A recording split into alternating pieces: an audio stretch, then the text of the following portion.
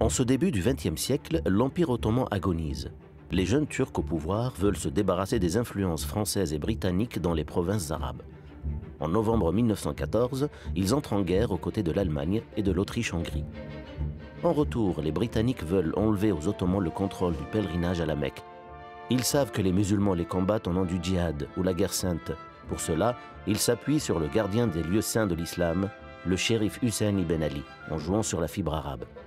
Il lui demande son aide pour battre les Turcs contre la promesse d'un grand royaume arabe qui devait s'étendre d'Alep en Syrie à Aden au Yémen. Pour les Turcs, toute manifestation de l'arabisme est un acte de trahison puni de mort. Les Français et les Britanniques unissent leurs forces et confient leurs négociations à François-Georges Picot et Mark Sykes. Le 16 mai 1916, un accord secret est conclu à Londres. La région est découpée en plusieurs zones. Une zone française d'administration directe, une zone d'influence française, une zone britannique d'administration directe, une zone d'influence britannique et une zone d'administration internationale.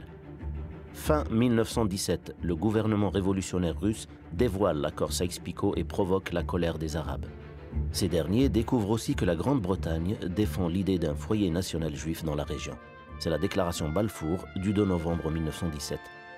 La concertation entre la Grande-Bretagne et la France n'efface pas la concurrence entre les deux puissances, car la mécanique de la guerre les rend dépendantes du pétrole. L'officier britannique Thomas Edward Lawrence, ou Lawrence d'Arabie, joue un rôle essentiel dans la révolte des Arabes contre les Ottomans. En 1923, le traité de Lausanne précise les frontières de la Turquie, issue de l'Empire ottoman battu. C'est aussi la fin du califat islamique. En 1924, les lieux saints tombent sous le contrôle de la famille des Al Saoud, grâce à l'aide des Britanniques. Ils créent le Royaume d'Arabie Saoudite en 1932.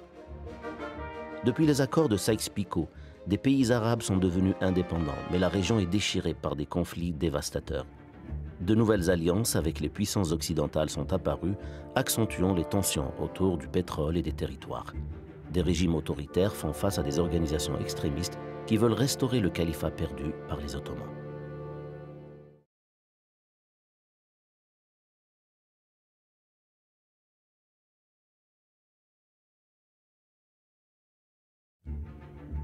En ce début